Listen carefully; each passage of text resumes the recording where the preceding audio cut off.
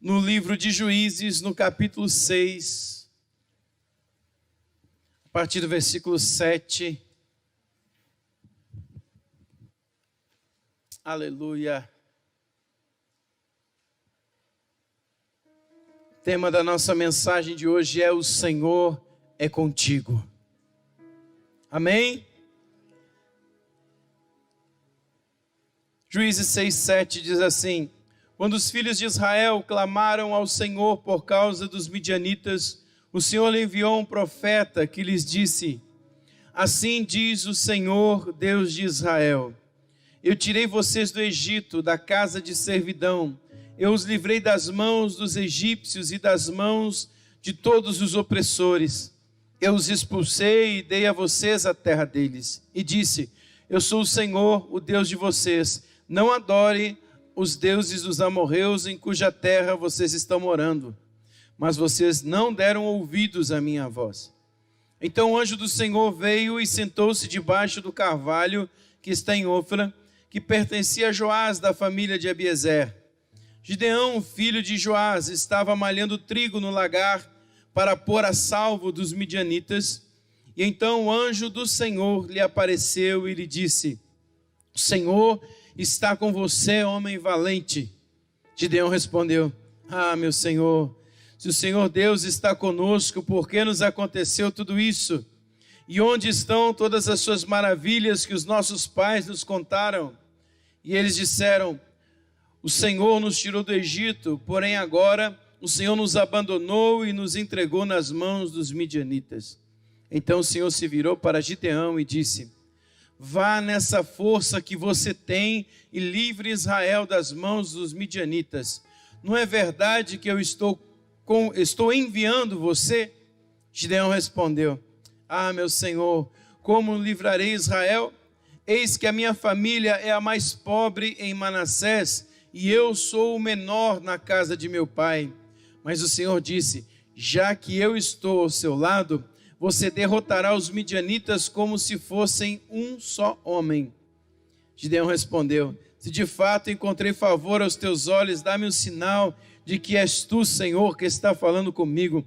Peço que não te afaste daqui até que eu volte e traga a minha oferta e coloque diante de ti. E ele respondeu: esperarei até que você volte. Pode sentar em nome de Jesus. É interessante que quando nós começamos a estudar a palavra de Deus, nós começamos a perceber, irmãos, que lutas, provações, situações, elas sempre existiram, de geração em geração,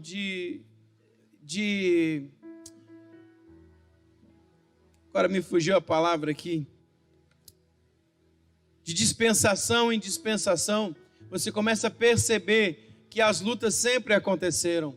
A questão é que Deus sempre esteve presente em todas as batalhas, né? E a gente pode trazer para os nossos dias e entender que as épocas mudaram, mas as batalhas sempre são quase que as mesmas. Nós estamos vivendo dias em que estamos travando uma batalha contra um inimigo invisível. E esse inimigo tem pegado muita gente que se descuida, que não se toma as devidas precauções, que não tem a sua higiene, seu cuidado, né? Acha que às vezes está tudo levando na brincadeira, levando as coisas, e acaba sendo acometido dessa enfermidade, desse vírus que nós estamos enfrentando na nossa geração. Mas ao mesmo tempo, irmãos, eu fortaleço a minha fé, porque eu acredito que nós somos a igreja que o Senhor escolheu, nós somos o povo que o Senhor escolheu para passar por esse tempo, para enfrentar esse tempo e contarmos história lá na frente do grande livramento, da grande vitória que o Senhor nos deu. Lamentamos, muitas pessoas estão perdendo a vida por conta de tudo isso. Lamentável isso tudo.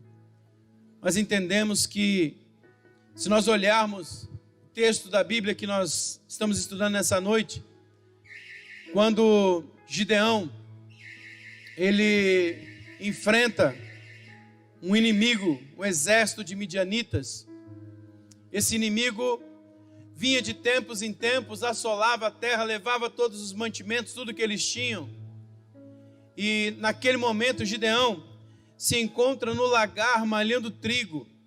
O lagar era o lugar onde se pisavam as uvas para se fazer o vinho. E Gideão, ele vai se esconder nesse lugar justamente para não ser pego, com medo do exército midianita, com medo dos inimigos entrarem e saquearem e levarem tudo. E o único lugar que ele achou seguro para ele era escondido no lagar, porque não era época de estar no lagar, de ter uva. Então Gideão vai malhar o trigo naquele lugar, porque era o único lugar onde os midianitas não iriam procurar. E aqui eu fico pensando e trazendo para os nossos dias, aonde eu e você estamos nos escondendo, aonde eu e você estamos fugindo da nossa responsabilidade, do nosso direito de sermos igreja. E eu quero nessa noite animar teu coração e quero que você entenda que você é a noiva de Cristo, você é a igreja de Jesus, o Senhor te escolheu.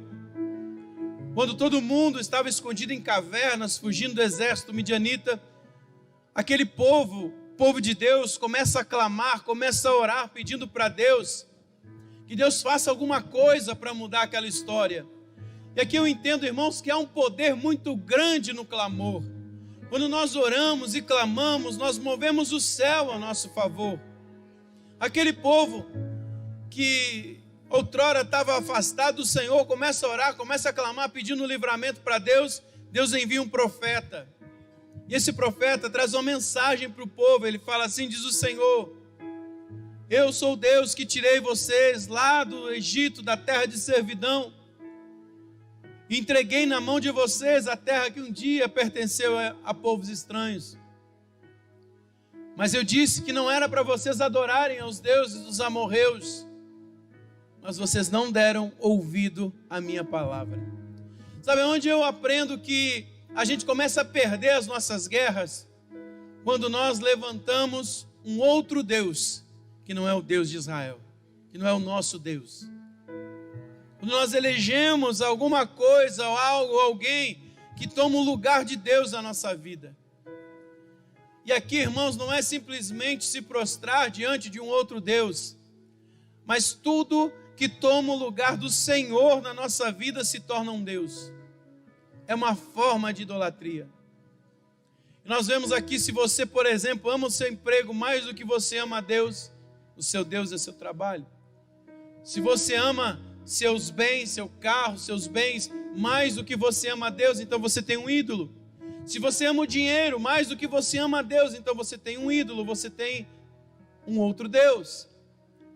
E quando nós estamos prostrados diante de outros deuses, que não é o Senhor, nós já começamos por aí a perder as nossas batalhas, as nossas guerras. Porque Deus não vai lutar uma guerra para que você dê a honra a outro Deus, para que você dê a glória dessa batalha a outro Deus. Por isso que nesses dias, mais do que nunca, eu e você precisamos orar ao Senhor, clamar ao Senhor e entronizá-lo como Deus da nossa vida. Ah, se a nossa cidade ouvisse a voz e entronizasse o Senhor, se as autoridades da nossa cidade levantassem um dia de clamar ao Deus de Israel, ao nosso Deus, ao Deus que criou todas as coisas, para que mudasse. Ah, se o nosso estado ouvisse a voz do céu e levantasse um dia para clamar de arrependimento, de voltar o coração ao Senhor, nós veríamos talvez o Senhor lutando as nossas guerras. Teríamos o Senhor junto conosco, lutando cada batalha que estamos enfrentando. E aqui nós vemos esse povo que outrora adorava outros deuses, voltando seu coração para o Senhor e dizendo: Deus, faz mais uma vez, livra-nos das mãos dos midianitas, faz alguma coisa para mudar a nossa sorte, faz alguma coisa para mudar a nossa história. E de repente um anjo aparece, esse jovenzinho, esse homem, Gideão, que estava no lagar escondido, malhando trigo, fugindo dos seus inimigos. E o anjo fala para ele: ei, o Senhor está com você, homem valente. Ah, irmãos, Gideão deve ter olhado e falou: está falando com quem aqui, seu anjo? Tem certeza que o Senhor está falando comigo? Porque eu sou um homem não muito valente, eu estou escondido aqui dos meus inimigos, eu estou fugido,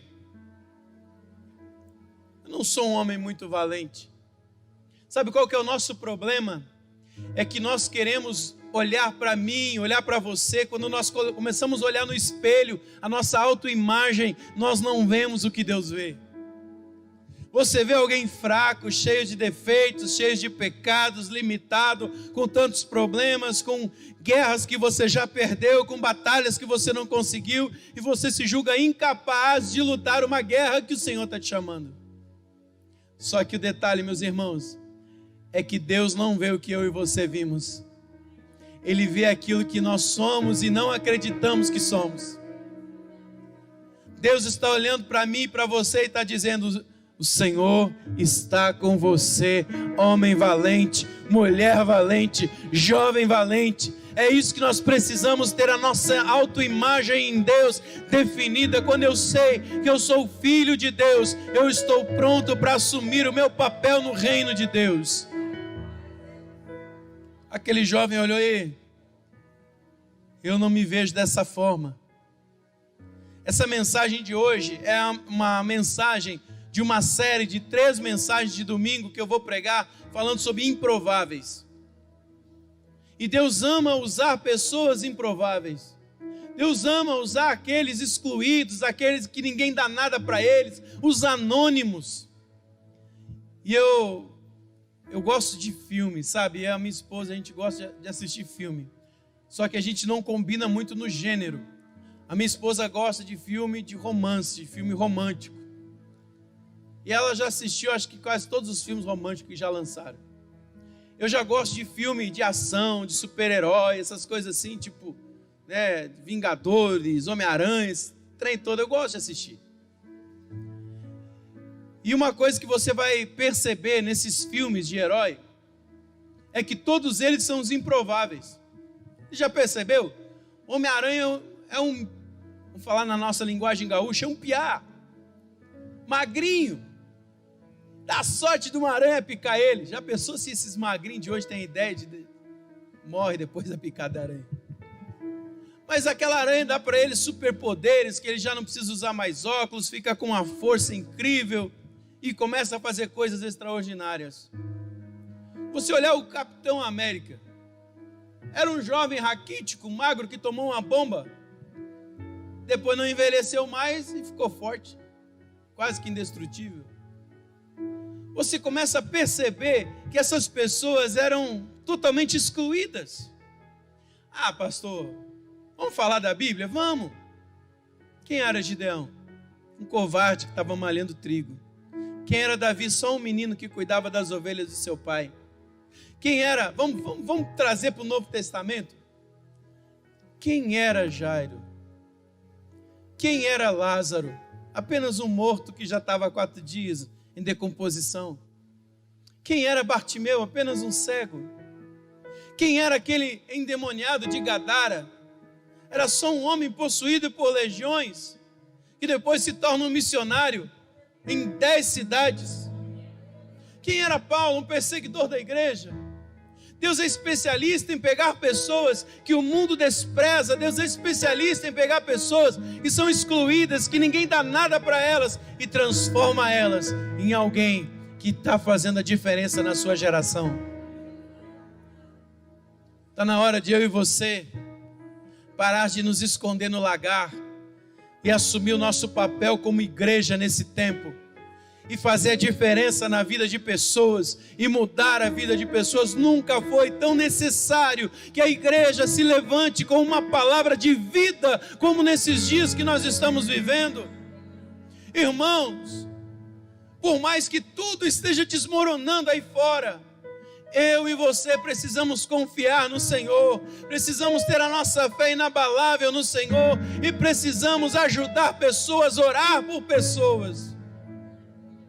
Quanta gente hoje tem a autoimagem em Deus tão fraca, que se alguém pedir para fazer uma oração, tem medo de orar por alguém, porque se manifestar alguma coisa não sabe o que fazer, tem medo, se julga incapaz. Outros, quando alguém pede para orar por cura, não vou orar, quem sou eu para orar por você? Ei, você é só alguém que tem o Espírito Santo dentro de você, a terceira pessoa da Trindade habita em você, e você está com medo de fazer a obra de Deus? Quando Gideão ouviu o Senhor, que o Senhor era com ele, que o Senhor sabia que ele era um homem forte e valente, ele faz o que eu e você sabemos fazer de melhor. Ele começa a apresentar desculpas para Deus. Ah, Senhor, o Senhor deve estar enganado. A minha família é a mais pobre da nossa tribo, e eu sou o menor lá da casa do meu pai. O Senhor deve estar enganado, o Senhor deve ter me confundindo com algum irmão, com algum outro compatriota. O Senhor, não, é você mesmo que eu escolhi, Gideão, é você mesmo que eu escolhi. E ele começa a apresentar as desculpas dele para Deus. Ah, Senhor, se o Senhor é mesmo conosco, então por que tudo isso está acontecendo na nossa vida? E quantos de nós começamos a reclamar, a murmurar e dizer: Deus, por que tudo isso está acontecendo nas nações, no mundo, no Brasil? Deixa eu te falar uma coisa, eu não creio que foi Deus que enviou esse vírus. Eu creio que isso é uma articulação e talvez uma obra maligna muito grande. Mas eu creio que Deus está fortalecendo a igreja dele nesses dias. Eu creio que Deus está nos tirando do conformismo, do conforto nesses dias. Mas uma coisa eu posso te falar com certeza: nós como igreja não vamos parar, independente se amanhã ou depois os cultos não puderem ser realizados, haverá uma voz com todos os meios de comunicações possíveis, que estará continuando pregando o Evangelho, anunciando que Jesus Cristo salva, batiza no Espírito Santo, que Jesus Cristo cura, e que em breve voltará para buscar a sua igreja. A igreja não precisa calar a sua voz.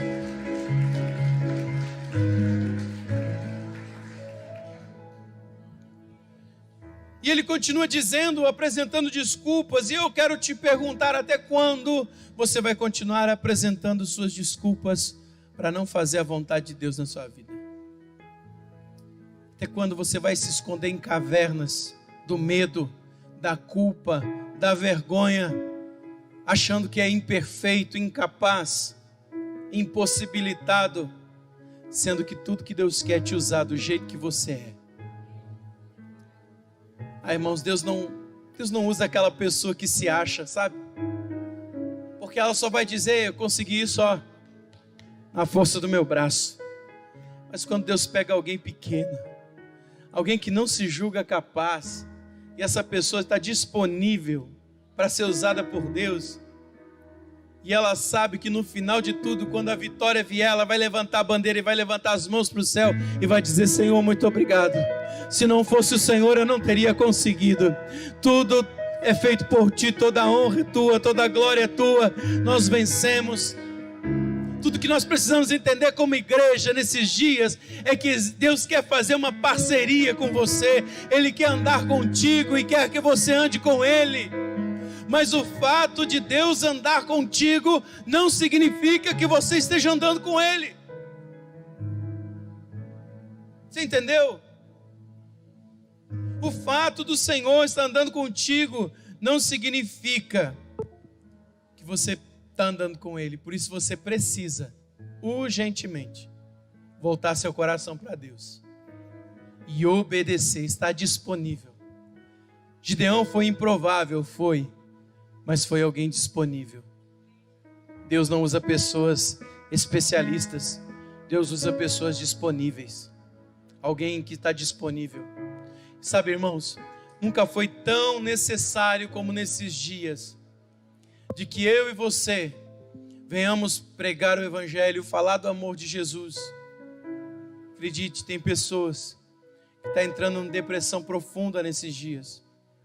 Você já parou para pensar que nós chegamos no estágio em que muitos filhos têm que fazer as compras, colocar na sacola, largar na porta da casa do seu pai, da sua mãe, por ser grupo de risco, e ter que ir embora sem dar um abraço? Você sabe o que é isso? Você está tendo comunhão com a sua família, com as pessoas que você ama e não poder abraçar? Nós chegamos num momento, e se nós não mudarmos isso, não trazermos o amor de Cristo para a nossa vida, nós vamos nos tornar pessoas frias e insensíveis ainda mais. Então, irmãos, em nome de Jesus, que você possa ser sensível a esse tempo. A colheita é urgente. Os campos já estão brancos. As pessoas estão necessitadas de uma palavra de Deus na sua vida. As pessoas estão necessitadas de ter contato com o Criador. Não dá mais para viver longe do Senhor. Eu não entendo como ainda existem pessoas que conseguem viver longe de Deus. Saiba que Cristo pode voltar a qualquer momento. Eu não quero deixar a família para trás. Eu não quero que nenhum dos meus se perca. Eu quero poder encontrar com todos vocês na glória. Mesmo sendo pequenos, improváveis, mas se você falar do amor de Jesus para uma pessoa essa semana, você já está mudando a vida de alguém. Está sendo um canal de bênção na vida de alguém. Se você convidar uma pessoa para pelo menos assistir a live do culto, você já está mudando a vida de alguém. É uma forma de você falar do amor de Cristo. Se você reunir a sua célula numa chamada online, de se preocupar com o irmão que está do seu lado. Se você olhar para a sua direita, para a sua esquerda, você vai ver alguém que precisa de outras pessoas. Nós não fomos criados para viver no isolamento. Nós precisamos de pessoas. Nós somos pessoas criadas por Deus para nos relacionarmos umas com as outras e com Ele. Por isso que você não consegue ficar longe do Senhor.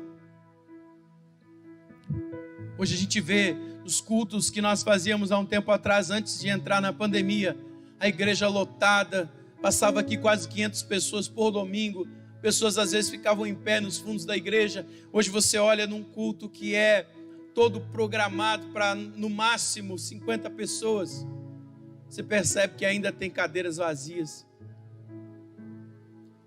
O que está acontecendo? Será que o amor está esfriando? Será que Deus já não é mais prioridade para algumas pessoas? E se Ele não é prioridade, quem vai lutar a guerra delas? O povo de Israel teve o livramento através de Gideão, porque ele voltou o coração para o Senhor. O que eu quero te dizer, a mensagem bem clara nessa noite para você é: se o seu coração estiver em Deus, se você estiver andando com o Senhor, e o Senhor estiver andando com você, então as suas batalhas já estão vencidas em nome de Jesus.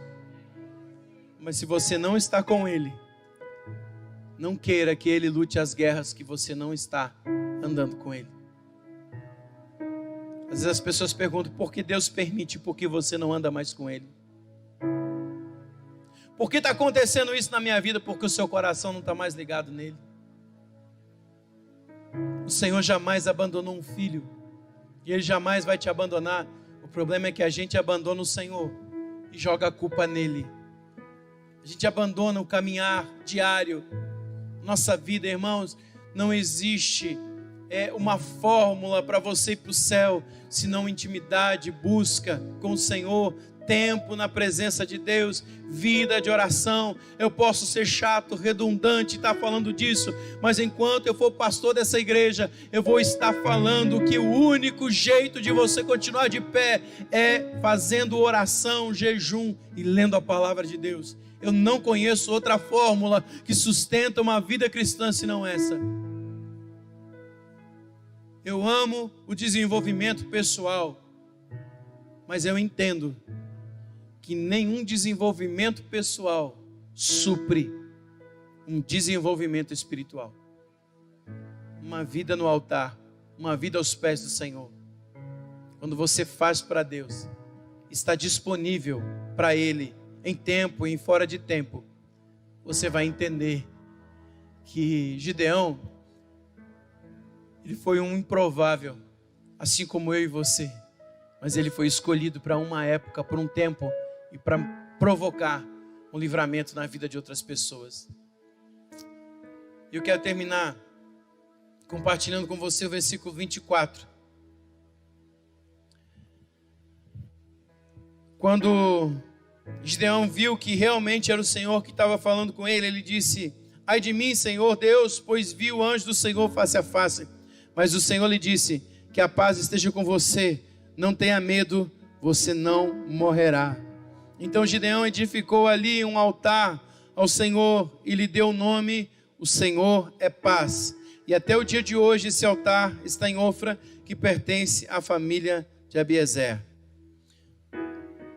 Se você quer vencer suas batalhas, quer vencer suas guerras, comece levantando um altar ao Senhor.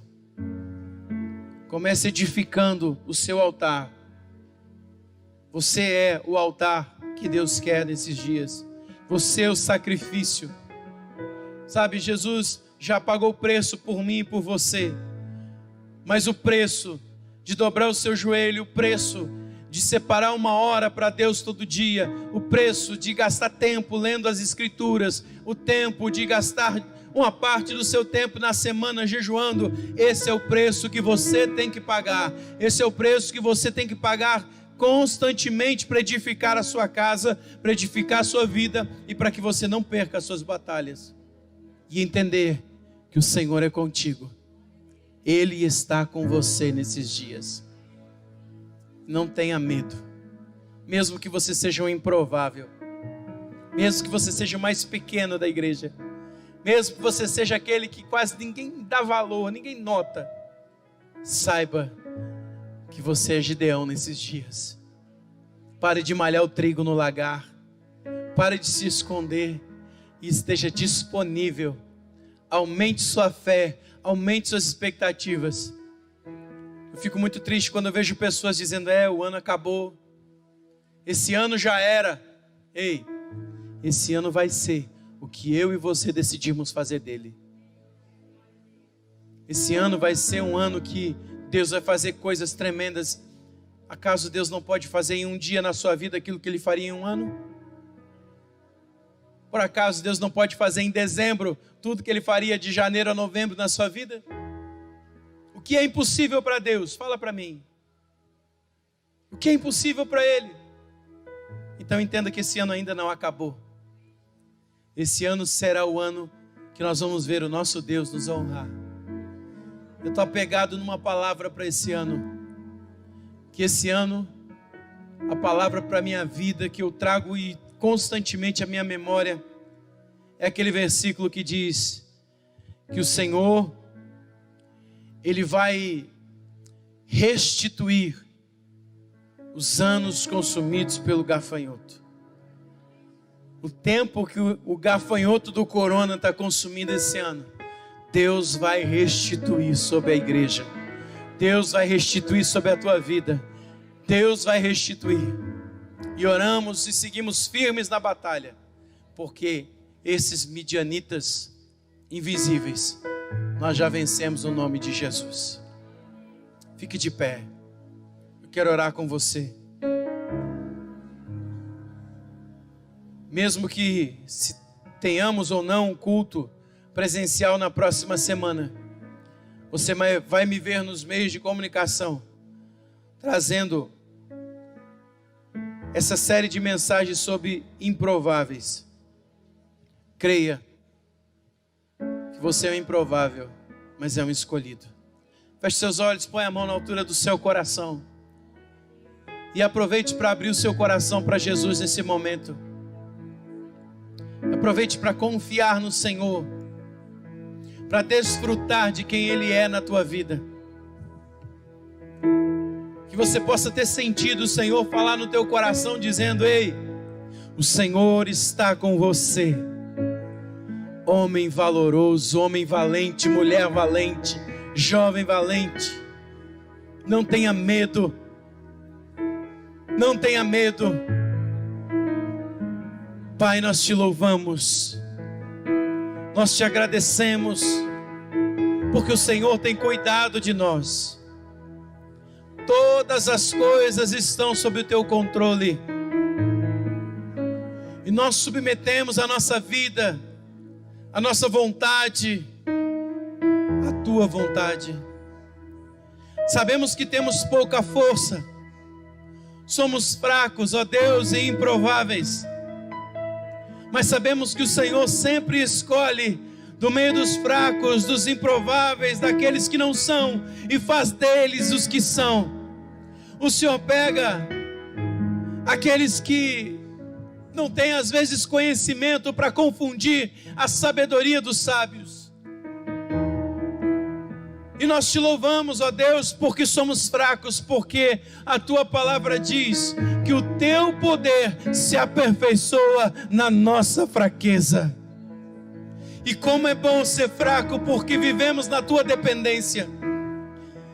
Dependemos do Senhor, da tua força em nós. E o segredo da nossa força, o segredo da nossa coragem, o segredo da nossa valentia não está na força do nosso caráter, está na força do Senhor dentro de nós. De sabermos que habita em nós um Deus poderoso, um Deus imutável, que é o mesmo ontem, é o mesmo hoje e será o mesmo eternamente. O Deus que guiou a sua igreja, que ultrapassou décadas e ultrapassou centenas de anos, vencendo as mais diversas batalhas que talvez nós nunca imaginamos, também nos dará vitória sobre esse inimigo invisível. E mais uma vez, a igreja do Senhor vai crescer em meio a crises. Pai, nós queremos profetizar salvação de almas, batismos que vão acontecer nos próximos dias, pessoas se rendendo aos pés do Senhor Jesus. Vemos, ó Deus, que ainda é tempo de salvação, nos importarmos uns com os outros, cumprirmos o teu mandamento, Senhor, que o Senhor fez em oração, pedindo ao Pai, dizendo: Pai, que eles sejam um, assim como eu sou um contigo. Na primeira carta aos Coríntios, no capítulo 1, Paulo nos ensina que nós não devemos ser de Paulo, de Apolo ou de Cefas, não, mas somos em Cristo, nós pertencemos a Cristo, somos uma só igreja, uma só noiva. Por isso vem, Senhor, e abençoa teu povo nessa noite. Fortalece aquele que está caído, levanta aquele que está caído nesse momento. E se alguém aqui, ou talvez na sua casa, seja fortalecido pelo Senhor, receba a força do Espírito Santo, receba a fortaleza do alto sobre a sua vida. Nós confiamos no Senhor, em nome de Jesus.